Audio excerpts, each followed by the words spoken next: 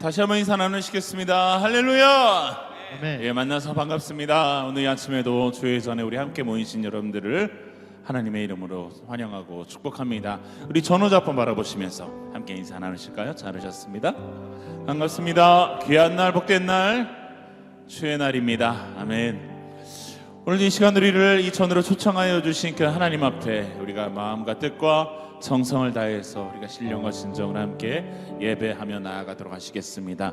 우리 그 하나님 앞에 감사와 영광의 박수 함께 올려드리시면서 함께 찬양합니다.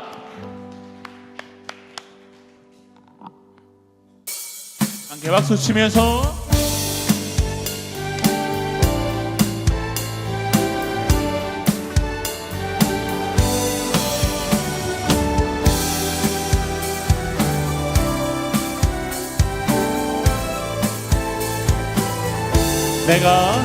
내가 매일 기쁘게 술래길 행함을 주의 팔이 나를 안보함이요 내가 주의 큰 복을 받는 참된 비결은 주의 영이 함께함이라 성령이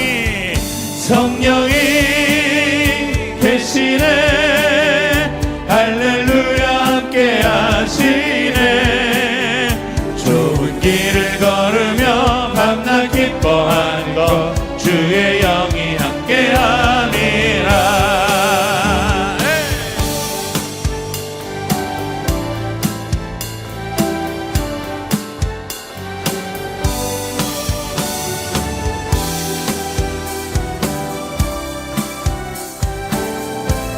다시 한번 고백할까요?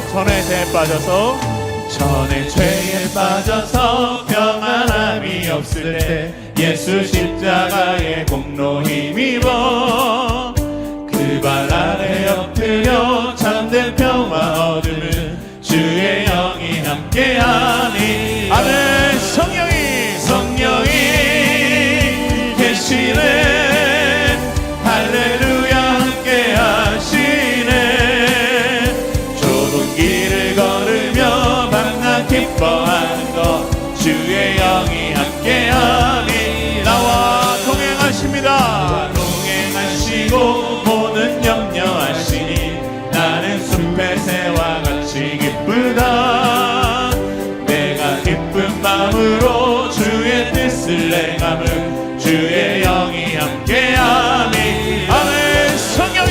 성령이 계시네 할렐루야 함께하시네 좁은 길을 걸으며 밤낮 기뻐하는 것 주의 영이 함께하니라 세상 모든 욕망과 나의 모든 정욕은 십자가에 이미 못을 박았네 어두운 밤이 지나고 무거운 짐 벗어 주의 영이 함께하십니다. 함께 선포합니다.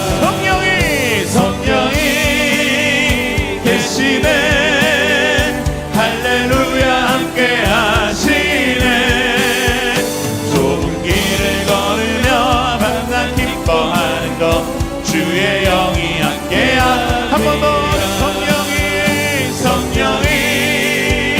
계시네 할렐루야 함께하시네 좁은 길을 걸으며 밤낮 기뻐하는 것 주의 영이 자 함께 마지막으로 성령이 계시네 할렐루야 함께하시네 좁은 길을 걸으며 밤낮 기뻐하는 것 주의 영이 함께함이라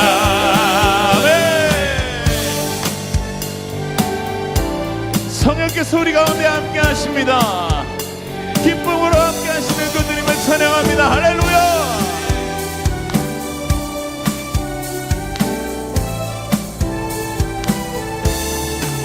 할렐루야. 우리 삶을 주장하시고 우리 영을 새롭게 하시는 그 주님 앞에 감사와 영광의 박수 올려드리겠습니다.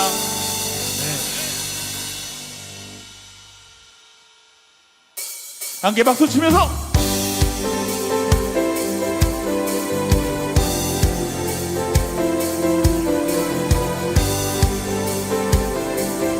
함께 선포합니다.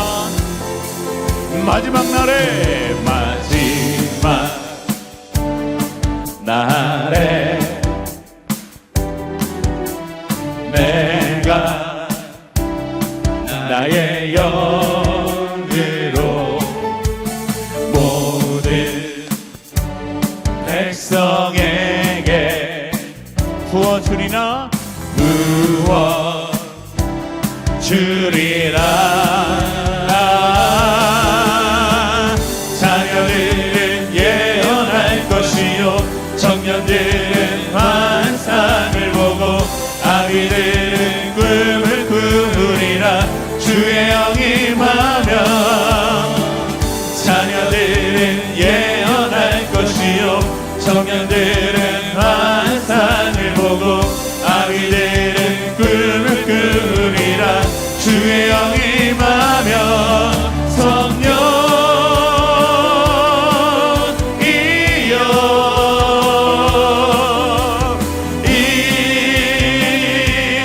임하소서.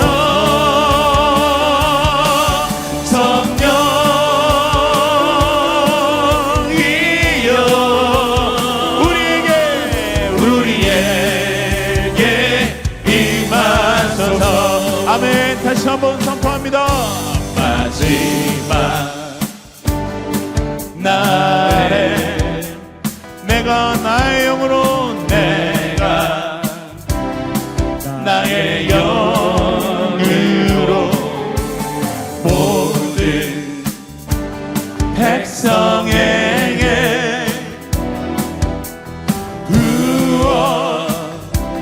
부어주리라.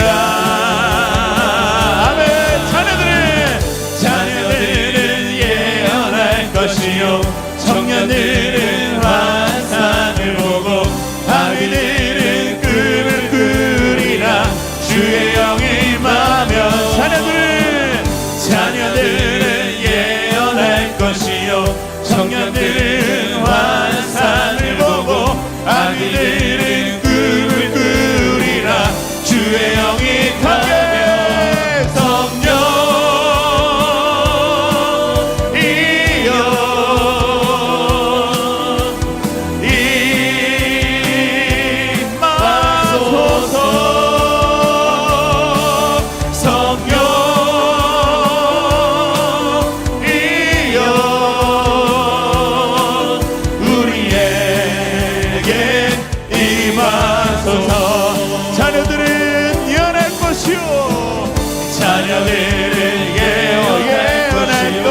청년들은 환상을 보고 아기들은 꿈을 꾸리라. 주의 영이 임하면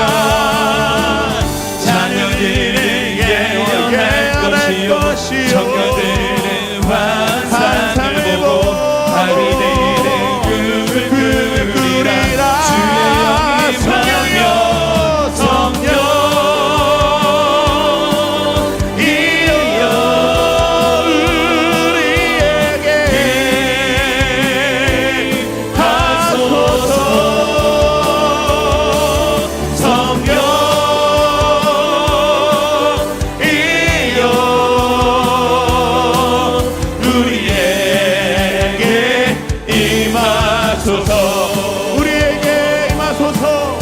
우리에게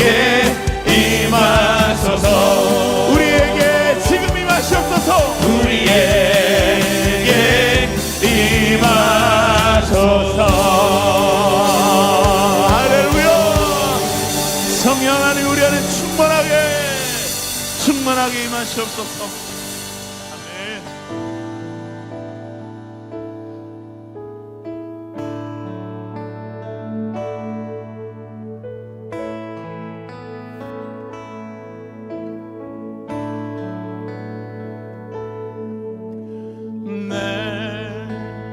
모든 것 나의 생명까지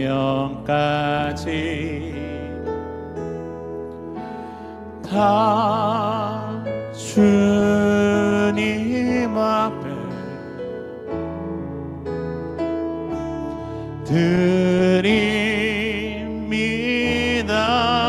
드립니다. 주 임재 안에서 주 임재 안에서 이제 내 영혼 자유해 내가 주의 거룩한 이름을 높이며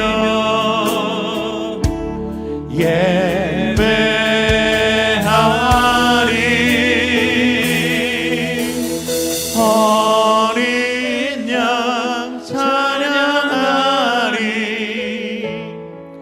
내 평생 그 하나로 충분해요 어린 양 찬양하리 내가 주의 임재 안에서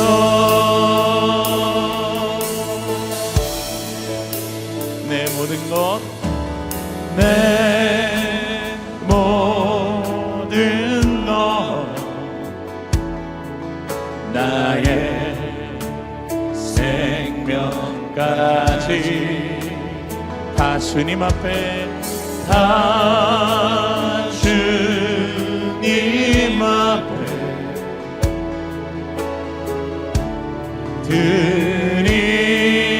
드립니다. 주 임재 안에서 이제 내 영혼 자유해 내가 주의 거룩한 이름을 높이며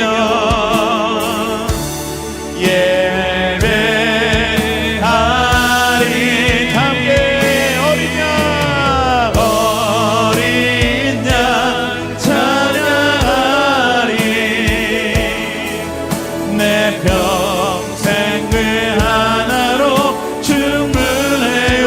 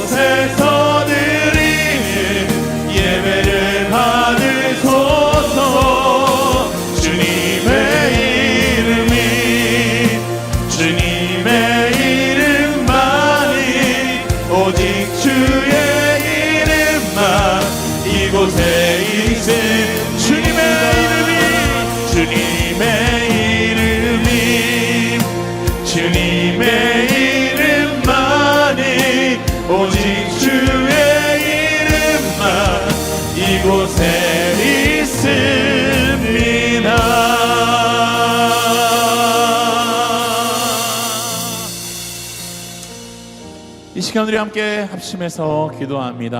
하나님의 영으로 하나님이 성전 가운데 충만하게 임하여 주시옵소서. 하나님, 솔로몬의 그 성전의 번제 가운데 하나님 흰 구름과 같이 임하셨던 하나님의 영광이 오늘 예배하는 이 백성들 가운데 이 성전 가운데 동일하게 임하는 것을 우리가 경험하게 하여 주시고, 하나님 우리 심령 가운데 회복시키시고 만져주시는 그 하나님의 손길을 우리 모두가 경험하는 시간 되게 하여 주시옵소서. 예배를 받아주시고 이곳 가운데 주님의 영으로 충만하게 운행하여 주시옵소서. 우리 함께 주님 앞에 주여 한번 크게 외치고 간절히 부르짖으며 함께 나아가도록 하시겠습니다. 주여!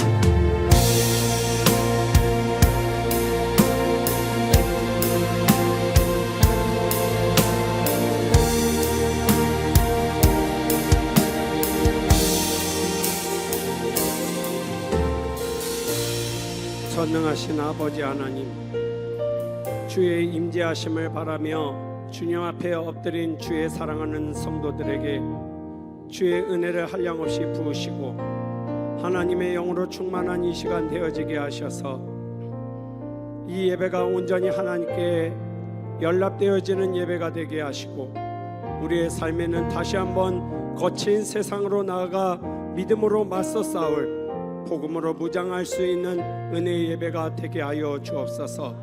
살아계셔서 지금도 역사하시는 예수 그리스도의 이름으로 기도드립니다. 아멘.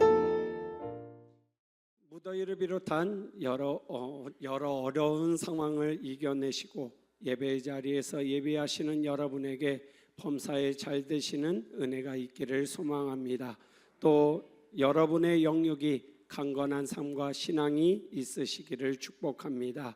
오늘 예배 가운데 찬양받기에 합당하신 우리 살아계신 하나님께 온전한 예배자로 서시는 주일 되시기를 바랍니다.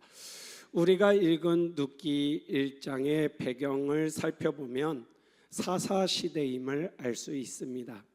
사사시대는 하나님이 이스라엘 백성들을 사랑하셔서 사사들을 보내어 주시고 그 사사들로 하여금 하나님의 은혜 가운데 이스라엘이 구원함을 얻게 하시고 이기게 하시고 평안을 누리게 하십니다.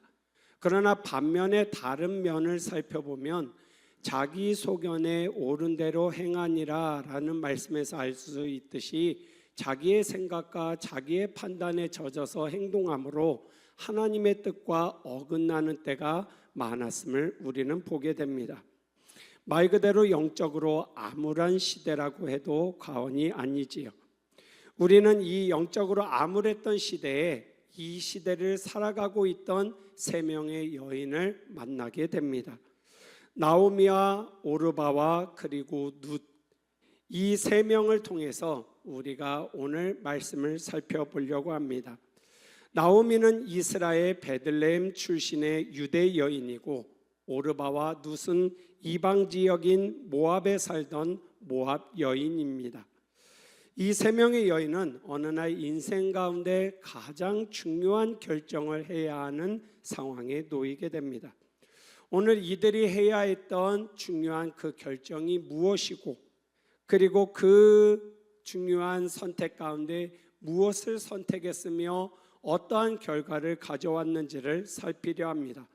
그런 가운데 이 시대를 살아가면서 많은 선택을 해야 하는 우리 또한 어떻게 선택해야 할지를 생각해보는 은혜의 시간이 되기를 소망합니다. 먼저 나오미와 가족들의 선택을 살펴보려고 합니다. 베들레헴에 살고 있던 나오미가 이방 지역인 모압 지역으로 와서 오르바와 룻을 만나게 된 이유는 나오미 가족들이 살고 있던 베들레헴이 기근과 가뭄이 찾아오면서 생존하기가 어려웠기 때문이었습니다. 그래서 모압으로 이주를 했고 그 모압에서 나오미의 아들인 말론과 기럧이 아내로 맞아들인 사람들이 바로 오르바와 룻입니다. 기근과 가뭄으로 고통당하고 있던 나오미와 그녀의 가족들이 물이 풍부하고 먹을 것이 있고 삶의 환경이 괜찮은 모압으로 이주하게 된 것은 현실적으로 보면 너무나도 당연한 선택이 아닐까라는 생각도 들게 합니다. 그런데 나오미와 그의 가족들이 모압으로 이주하는 이 선택이 마냥 100% 지혜로운 선택이었을까? 우리는 살펴볼 필요가 있습니다. 이들이 이스라엘 땅, 그것도 하나님께서 약속하신 가나안 땅을 떠나서 모압으로 이주하는 데 있어서 성경 그 어디에도 하나님의 뜻을 묻는 것을 볼 수가 없습니다. 하나님의 뜻과는 상관없이 그들 스스로의 판단과 생각으로 모압으로 이주를 했던 것이지요. 자기 생각과 판단에 옳은 대로 행하던 사사시대, 하나님을 믿노라 하고 하나님을 따른다라고 하지만 엘리멜렉과 나오미와 그의 가족들은 세상 살고 있는 사람들과 다를 바 없이 똑같은 선택을 했더라라는 것입니다. 그리고 모압으로 이주해서 거기서 이방 여인들을 며느리로 또 아내로 취하게 됩니다. 근데 여러분, 모세율법에 분명히 이스라엘 백성들은 선택함을 받은 이스라엘 백성들끼리 결혼할 것을 하나님께서 분명하게 말씀하셨습니다. 그런데 그 어디에도 오르바와 룻을 드리는 과정에서 하나님의 뜻을 물은 것도 없고, 그것도 이스라엘과 오랜 세월 동안 원수지간으로 지냈던 모압의 여인들을 아내로 맞아들이고 있습니다. 한마디로 하나님의 명령에 대해서 정면으로 도전한 것과 같다라는 것입니다. 그렇다면 나오미와 그녀의 가족들이 한 선택은 어떤 결과를 낳았을지를 살펴보겠습니다. 하나님의 뜻과는 상관없이 모압으로 이주하고, 그리고 하나님이 취하지 말라 하신 이방 여인을 아내로 며느리로 맞아들인 결과가 5절에 기록이 되어져 있습니다. 말론과 기론 두 사람이 다 죽고 그 여인은 두 아들과 남편 뒤에 남았더라 라고 말씀합니다.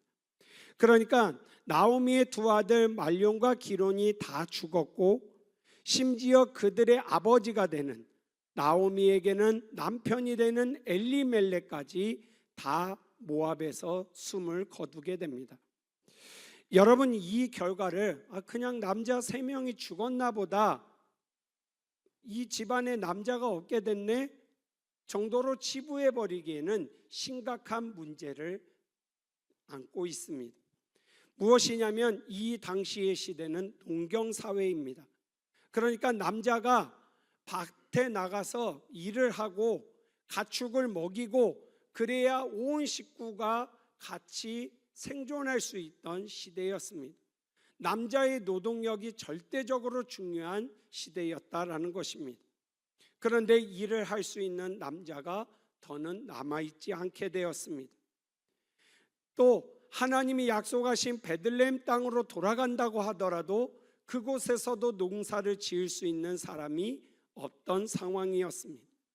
말 그대로 절망적인, 그리고 당장의 생존을 걱정해야 되는 상황에 놓이게 되었던 겁니다. 나오미와 그녀의 가족들이 베들레헴에서 모압으로 이주할 때 단 한 번이라도 하나님의 뜻을 물었다면 어떠한 결과가 나왔을까? 우리는 생각해 볼 필요가 있습니다. 나오미와 그녀의 가족들이 기도가 없이 자기들의 자의적인 판단과 해석으로 움직여지게 되었을 때 가장 최고의 선택이라고 생각했지만 그 길은 비극과 그리고 비참함의 결과를 가져왔던 겁니다. 예수님은 변화산에 다녀오시는 동안에 제자들 보고 기도하고 있으라라고 이야기를 하십니다. 예수님이 변화산에 올라가시고 제자들에게 귀신 들린 아이가 찾아오게 됩니다. 그런데 치료를 못하는 상황이 발생하게 됩니다. 그리고 예수님께 묻지요. 왜 우리가 이들을 고치지 못했을까요? 그러자 예수님이 뭐라고 말씀하시느냐? 마가복음 9장 29절에 기도 외에 다른 것으로는 이런 종류가 나갈 수 없느니라.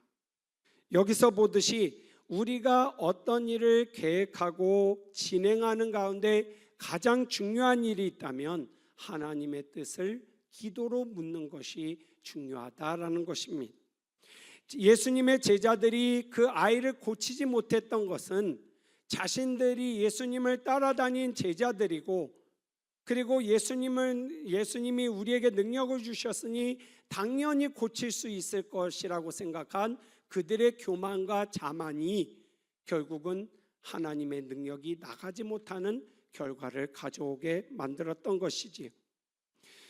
우리가 아무리 계획이 완벽하고 치밀한 것 같아도 그 일을 이루시는 이는 하나님이시라는 사실입니다.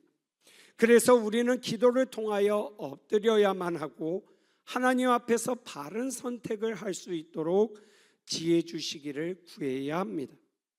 한 주의 시작을 준비하는 이 주일에 우리가 해야 할 것이 있다면 예배를 통해 지난 한 주 내가 혹여 하나님의 뜻과는 다르게 내 생각과 내 판단으로 결정한 것은 없었는지 되돌아보고, 이후에 주어질 이 한 주의 삶 속에 내가 하나님의 뜻대로 결정할 수 있도록 은혜를 달라고 엎드리는 일이 오늘 이 시간 이 예배 가운데 우리가 해야 하는 일이라는 것입니다. 그러면서 더불어 시작되어지는 이 한 주가 하나님이 주시는 지혜로 바르게 판단하고 선택하여서 순항할 수 있는 은혜를 주옵소서. 이러한 엎드림이 있어야 한다라는 것입니다. 잠언 16장 3절입니다. 너의 행사를 여호와께 맡기라. 그리하면 내가 경영하는 것이 이루어지리라. 이 말씀에서 보듯이 우리에게 주어진 삶이라고 하지만, 우리가 주인공인 것 같지만 실제로 모든 일의 이루어짐은 하나님께 있기에 기억하고 엎드릴 수 있어야 합니다. 그래야 거칠고 험한 세상 가운데 우리는 그 파도에, 세상의 위협에 휩쓸리지 않고 순항하여 나아갈 수 있기 때문입니다. 그러기에 기도로 여러분의 삶을 준비하실 수 있기를 바랍니다. 하루의 시작 전에 아침에 눈을 떠서 하나님, 이 하루도 하나님께 맡깁니다. 주께서 선히 인도하여 주옵소서. 이렇게 기도하실 수 있어야 합니다. 목사님, 밥 먹고 출근하기도 바쁩니다. 아침에 얼마나 바쁜지 경험해 보셨습니까? 이러실 수 있습니다.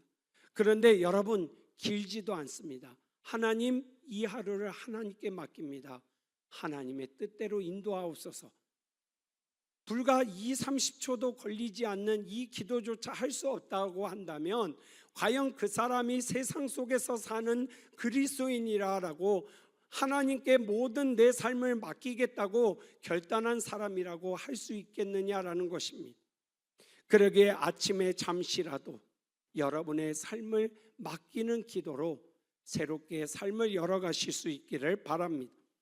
나오미가 그의 가족들과 한 선택이 최악의 상황으로 다가옵니다. 그런 때 희망적인 소식이 한 가지 들려오게 되지요. 6절 말씀을 보니까 그 여인이 모압 지방에서 여호와께서 자기 백성들을 돌보시사 그들에게 양식을 주셨다함을 듣고 이에 두 며느리와 함께 일어나 모압 지방에서 돌아오려 하여 라고 말씀하듯이 자기의 고향인 베들레헴 땅에 기근과 가뭄이 사라지고 양식이 풍족해졌다라는 소식이 나오미에게 들려옵니다. 하나님이 택하신 백성들을 돌아보사 고통당하지 아니하고 풍족한 양식 가운데 거할 수 있도록 해결해 주셨다. 이 소식은 나오미에게는 모압 지방보다는 그래도 더 익숙하고 자기의 고향인 베들레헴으로 돌아가는 것이, 하나님의 약속이 있는 그 땅으로 돌아가는 것이 올바른 선택이라고 여기고 그 하나님의 들려온 말씀에 순종하여 베들레헴으로 돌아가기로 결정합니다. 비로소 바른 선택을 하고 있는 것이지요. 나오미는 모압이 고향인 이방인 며느리 두 사람인 오르바와 룻에게 각자의 집으로 돌아가라라고 이야기를 합니다. 남편이 없기에 더는 함께할 필요도 없고, 나오미는 베들레헴이 고향이지만 며느리들에게는 낯선 이방 땅이기 때문에 돌아갈 것을 결정하고 그리고 그 소식을 전달합니다. 우리는 여기서 두 며느리 오르바와 룻이 전혀 다른 선택을 하는 것을 보게 되어집니다. 먼저 오르바의 선택을 살펴보려고 합니다. 나오미가 오르바에게 내 본래의 집으로 돌아가라 라고 말합니다. 그러면서 남편이 죽기까지 나를 잘 섬겼고 또 나를 잘 대해줬으니 하나님이 이것을 기억하시고 너에게 은혜 베푸시기를 원한다라고 이야기합니다. 그러면서 다시 가정을 이루어서 새로운 남편에게서 위안을 받기를, 위로를 얻기를 바란다라고 축복하면서 돌려보내게 됩니다. 오르바는 울면서 나오미와 함께 가겠다라고 말하지요. 그러나 나오미는 다시 말합니다. 나는 늙었고 남편을 두지 못할 것이며 남편을 두어서 설사 아들을 낳아서 그 아들이 대신 이어가게 한다 하더라도 어찌 기다릴 수 있겠으며 현실적으로 남편 없이 나와 살며 지내야 하는데 이것이 가당키나 한 소리이냐라고 이야기하면서 오르바를 돌려보내기로 다시 재차 말합니다. 그리고 오르바는 그 이야기를 듣고 인사하고 떠납니다. 오르바의 선택, 모압으로 돌아가고 자신의 본래의 집으로 돌아가는 이 선택이 올바른 선택이었을까요? 오르바의 선택, 세상적인 기준에서 보면 문제될 것이 전혀 없지요. 남편도 없이 친어머니도 아니고 시어머니를 모신다는 것은 쉬운 일은 아닐 것입니다. 여러분 생각해 보십시오. 이 중에 며느리들로 사시는 분들이 계실 텐데 남편이 없습니다. 시어머니하고 단둘이 살아야 됩니다. 그런데 내가 일을 해서 그 시어머니를 먹여 살려야 되는 상황입니다. 이 자리에 계신 며느리분들 가능하시겠습니까? 남편도 없이 시어머니와 산다라는 것이 가능하시겠습니까? 그러면 또 시어머니들은 이렇게 이야기하실 수 있습니다. 나도 불편한데요? 우리 시어머니들 생각해 보십시오. 아들이 없습니다. 아들은 죽었어요. 그런데 그 며느리를 데리고 살아야 된다? 쉬운 일일 것 같으십니까? 아닐 겁니다. 예로부터 인간관계 중에 가장 어려운 관계로 손꼽히는 관계가 어떤 관계입니까? 고부관계입니다. 시어머니와 며느리 싸움은 말리기도 힘들다라고 하지요. 그만큼 어려운 관계입니다. 게다가 시어머니는 이스라엘 베들레헴 사람, 며느리는 이방 지역인 모압 지역에 살고 있던 여인입니다. 그러니까 살아온 환경도 다르고 섬겼던 신도 다르고 심지어 언어가 안 통했을 가능성도 상당히 높습니다. 그런데 섬겨온 신도 다르고 문화도 다르고 그리고 모든 편안함이 있던 그것을 내어버리고 시어머니를 쫓는다라는 것은 오르바에게서는 어찌 보면 너무 어려운 문제였을 겁니다. 게다가 시어머니를 따라서 먼 남의 나라로 가서 살아간다는 것, 친정하고 멀어지는 일입니다. 모압과 이스라엘 베들레헴 땅은 1000km 이상이 떨어져 있는 거리입니다. 지금이야 1000km, 반나절 운전하면 갈 수 있겠다지만 이 시대의 1000km는 말 그대로 다시는 부모하고 보지 않겠다라는 선언과 같습니다. 그것을 오르바가 해야 한다라는 것은 어찌 보면 너무나도 어렵고 그 선택을 하지 않더라도 전혀 비난할 구석이 없는 현실적인 선택이었을 겁니다. 그렇다면 오르바의 선택이 어떠한 결과를 낳았을지를 살펴보겠습니다. 14절입니다. 그들이 소리를 높여 다시 울더니 오르바는 그의 시어머니에게 입맞추되 룻은 그를 붙쫓았더라 라고 말씀합니다. 오르바가 결국 자기의 집이자 부모와 형제가 있는 집으로 돌아갔음을 알게 됩니다. 그런데 이후에 중요한 것이 있습니다. 오르바의 이름이 이 이후에 그 어디에도, 성경상의 그 어디에도 이 오르바의 이름이 등장하지 않습니다. 나오미가 룻과 함께 모압을 떠나 베들레헴으로 돌아가고 오르바는 모압 여인으로 돌아가서 자신에게 주어진 삶을 살았을 겁니다.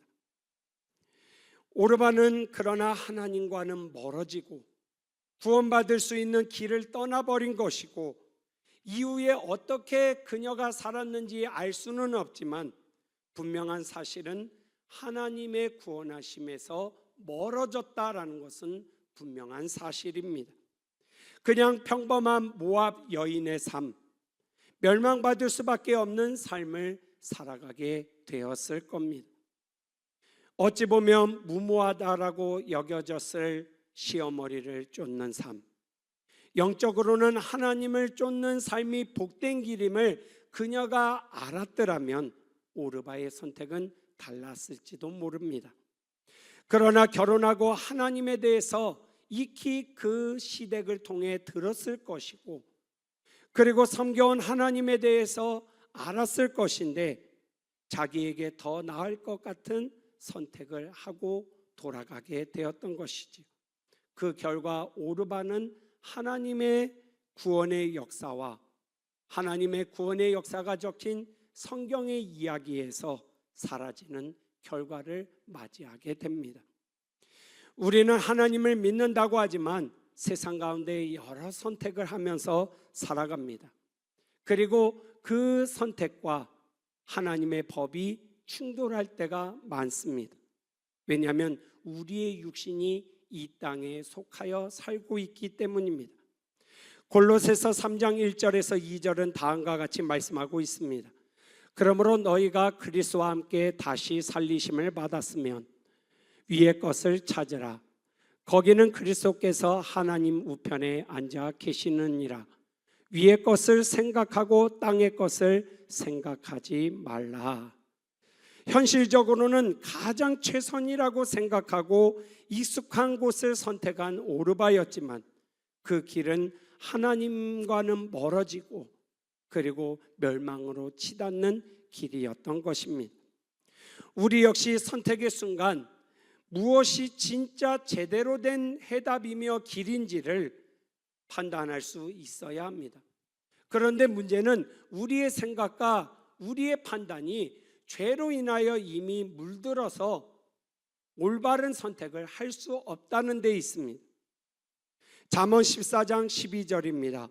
어떤 길은 사람이 보기에 바르나 빌경은 사망의 길이니라. 이 말씀에서 보듯이 우리의 선택이 항상 100% 옳을 수 없다라는 것입니다. 내가 내린 선택이 나를 사망으로 이끄는 길일 수도 있음을 우리는 기억해야 한다라는 것이지요. 그래서 우리는 어떠한 말과 행동을 하기 전 하나님의 지혜를 구할 수 있어야 합니다. 그리고 하나님이 응답하셨을 때 때로는 그 응답이 내가 생각한 것과는 다르다 할지라도 순종하며 나아갈 수 있어야 한다라는 것입니다. 생각과 판단 앞에서 하나님, 나는 이렇게 생각하고 이렇게 결정을 내렸사오니 이대로 역사하여 주옵소서. 이것은 내가 기도만 했을 뿐이지 정답은 다 내려놓은, 마치 하나님은 그냥 내가 원하는 대로 들어줘야 되는 그러한 분으로 여기고 만다라는 것입니다. 그러면 어떻게 해야 됩니까? 하나님, 내가 올바른 판단을 할 수 있게 하시고 주의 거룩하시고 온전하신 뜻을 깨달아 바르게 행할 수 있는 믿음을 달라라는 기도가 우리에게 있어져야 한다라는 것입니다. 그리고 그것이 얻어졌다면 기꺼이 순종함으로 나아갈 수 있어야 한다라는 것입니다. 때로는 아닌 것 같아도, 때로는 이것이 더 지혜로운 선택인 것 같으나 그 미련한 선택이 우리를 살리는 길이 될 수 있음을 우리는 잊어서는 안 될 것입니다. 이제 우리는 룻의 선택을 살펴보려고 합니다. 룻은 오르바와는 전혀 다른 선택을 합니다. 나오미는 룻에게도 이야기하지요. 너도 내 동서인 오르바처럼 내가 원래 살던 곳으로, 원래 섬기던 신이 있던 곳으로 돌아가라라고 말합니다. 근데 룻이 어떻게 대답합니까? 어머니를 떠나서 어머니를 따르지 말라고, 어머니와 함께 가지 말라고 말씀하지 말아 주시옵소서. 그러면서 어머니가 가시는 곳에 나도 갈 것이고 어머니가 머무시는 곳에 나도 머물 것입니다 라고 믿음의 고백을 합니다. 그러면서 어머니의 백성이 나의 백성이 될 것이고 어머니의 하나님이 나의 하나님이 되심을 고백합니다 라고 말합니다. 그런데 더 위대한 고백이 있습니다.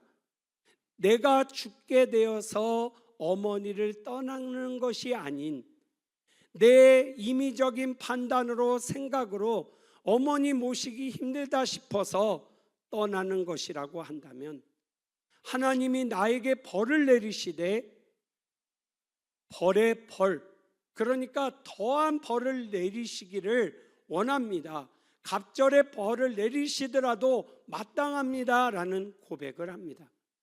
여러분, 세상적인 기준에서 이 고백을 들여다보면 미련해도 이런 미련한 선택과 고백이 없습니다. 남편도 없이 시어머니를 일해서 먹여 살려야 하는 이 선택을 하면서 내가 어머니를 죽어서 떠나는 것이 아니면 벌에 벌을 내려도 마땅합니다라는 고백은 세상적인 기준에서 보면 저거 미친 거 아니야? 충분히 그럴 수 있는 선택이었습니다. 룻의 선택, 올바른 선택이었을까? 무모하기가 이를 데 없는 선택입니다. 모압 여인인 룻이 자기가 자라온 고향과 가족들, 문화와 신을 버리고 이스라엘 베들레헴으로 어머니를 따라서 간다라는 것은 말 그대로 위험하고 무모한 일이었습니다.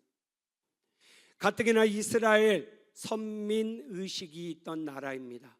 하나님이 우리 백성을 택하셨다라는 생각에 젖어 있던 사람들입니다. 그래서 다른 지역에 살고 있는 사람들, 이방 사람들을 벌레 보듯이 보던 민족이 바로 이스라엘이었습니다. 그런데 모압 여인인 룻이 그곳으로 들어간다? 말 그대로 불길 속으로 뛰어드는 일이었던 겁니다. 거기에다가 남편도 없는 룻은 속된 말로 위험한 일을 당해도 보호해 줄 수 있는 보호막조차 없는 상황이었던 겁니다. 게다가 시어머니를 봉양해야 합니다. 자기도 먹고 살아야 합니다. 낯선 땅에서 일을 해서 먹여 살려야 되는 겁니다. 그것도 자기 어머니가 아닌 시어머니를 말입니다. 어찌 보면 이 길을 선택하는 건 너무나도 무모하고, 며느리라면, 며느리분들 다시 한번 질문 드려보겠습니다. 가능하시겠습니까? 네, 아멘 하시는 분이 없잖아요. 그만큼 어려운 선택인 겁니다. 그런데 룻이 이 길을 묵묵히 선택합니다.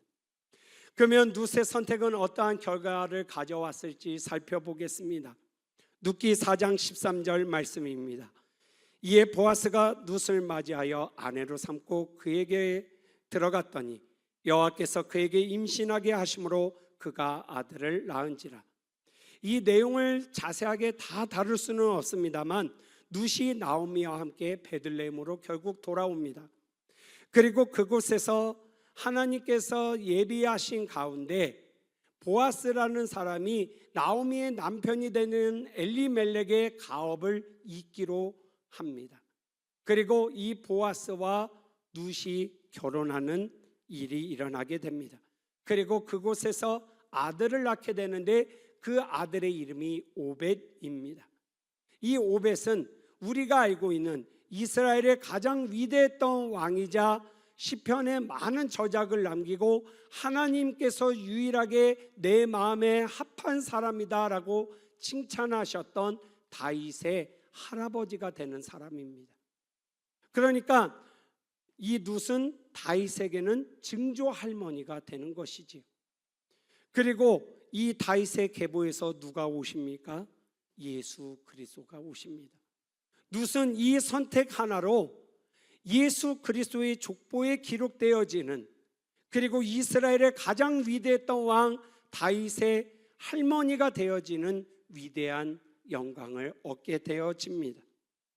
우리가 세상을 살아가면서 예수를 믿는 일 결코 쉬운 일은 아닙니다. 예수님을 믿는 믿음을 선택하시고 여러분은 늘 행복하셨습니까? 삶의 문제가 다 사라지셨습니까?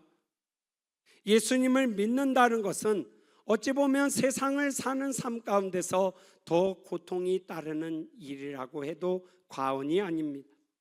디모데후서 2장 3절입니다.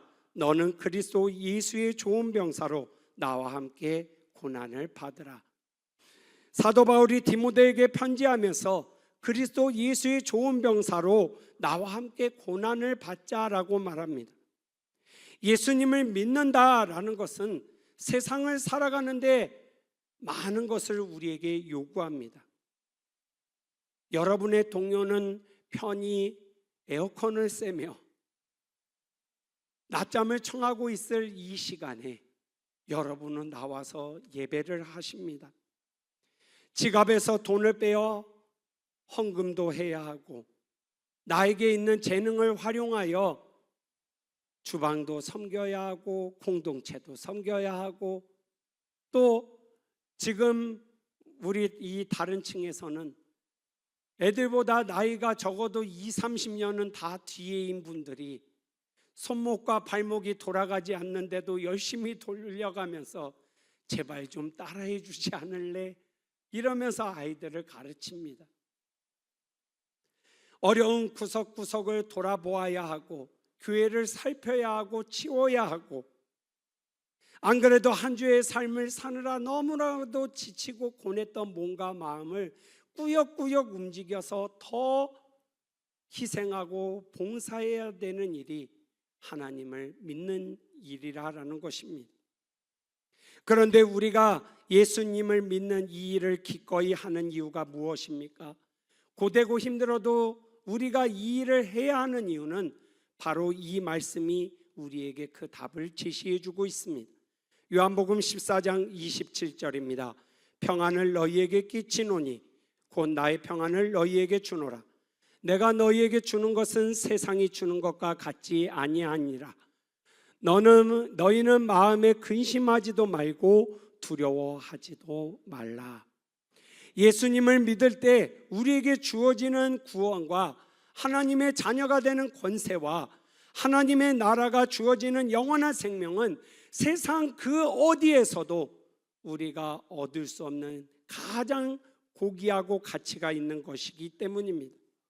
세상에서 믿음을 지키고 어렵고 힘이 들어도 순종하며 찬송하며 따라온 그 선택을 한 사람에게 하나님은 하나님의 정하신 때에 가장 좋은 것으로 해결해 주실 것이기 때문입니다. 오늘도 우리는 나와 내 가족과 내가 속한 곳이 안정되기를 바라고 평안하기를 바랍니다. 보다 더 나은 삶을 살아갈 수 있기를 소망하지요. 그렇게 되도록 많은 선택의 순간에 많은 것을 판단하고 생각하며 결정하며 살아갑니다. 그런데 나와 내 가족과 우리 교회와 내가 속한 곳이 룻기 1장 1절에서 5절을 통해 살펴본 빵이 가득한 빵집과 같이 하나님의 임재가 충만한 곳이 되려고 한다면 우리의 행동이 악한 데 빠지지 않도록 주의하고 에바브로디도와 같이 선한 행동으로 내가 속한 곳, 내 교회, 내 가정을 세워나가야 하고, 더불어 작은 고추와 같이 매운 나의 혀를 제어하여서 말을 조심하여 아름다운 말을 선택하고 복음을 전하는 말을 선택해서 세상 사람들과는 다른 그리스도인의 품격을 보여줄 수 있어야 한다라는 것입니다. 그리고 내 삶이 다하는 순간까지 구원받고 하나님의 자녀가 되고 하나님의 나라에 이르게 되는 이 복음과 그 핵심인 예수 그리스도를 끝까지 선택하여 최후 승리를 얻어야 한다라는 것입니다. 최후 승리 얻기까지 주의 십자가 사랑하리, 빛난 면류관 받기까지 험한 십자가 붙들겠네. 이것이 오늘을 살아가는 우리가 해야 할 믿음의 선택이라는 것입니다. 그러기에 여러분, 사랑하는 성도 여러분, 오늘 이 말씀을 같이 기억하셨으면 좋겠습니다. 디모데후서 4장 7절에서 8절 말씀 같이 한 목소리로 읽습니다. 나는 선한 싸움을 싸우고 나의 달려갈 길을 마치고 믿음을 지켰으니 이제 후로는 나를 위하여 의의 면류관이 예비되었으므로 주 곧 의로우신 재판장이 그날에 내게 주실 것이며 내게만 아니라 주의 나타나심을 사모하는 모든 자에게도니라. 아멘. 이 말씀처럼 하나님이 나를 부르시는 그날까지 선한 싸움을 싸우시면서 우리의 달려갈 길 다 마치도록 예수 그리스도 그 믿음을 선택하여 달려나가실 수 있기를 바랍니다. 나와 내 가정과 내가 속한 교회와 공동체가 하나님을 바라보면서 의의 면류관을 쓸 수 있도록 바른 선택을 할 수 있는 지혜를 구하시는 그러한 주일이 되시기를 바랍니다. 모든 상황 가운데서 믿음으로 하나님을 바라보면서 하나님이 이끌어 주시기를 구하는 신앙의 무릎을 선택했으면 좋겠습니다.